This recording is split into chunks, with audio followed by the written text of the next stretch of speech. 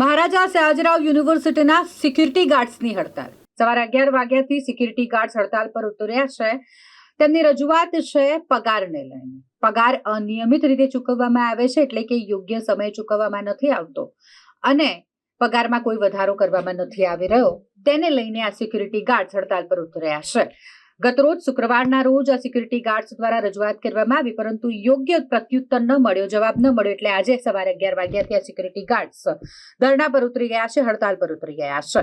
MS યુનિવર્સિટીના security guards લગભગ 30 જેટલા, જે ગ્રુપ 7 નામની સિક્યુરિટી એજન્સી હેઠળ કામ કરે છે।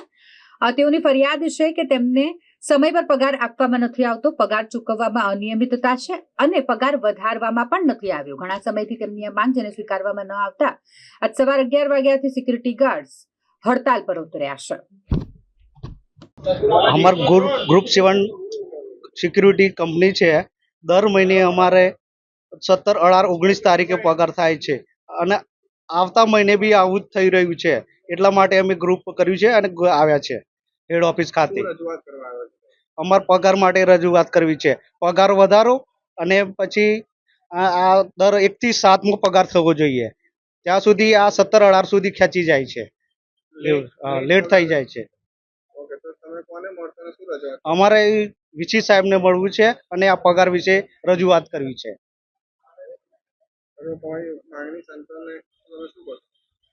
માંગણી કરશું તો અમે 2 દિવસ રજા મૂકી દઈશું। બધા પોઈન્ટ પર ગાર્ડ આવવા તૈયાર નહીં થાય।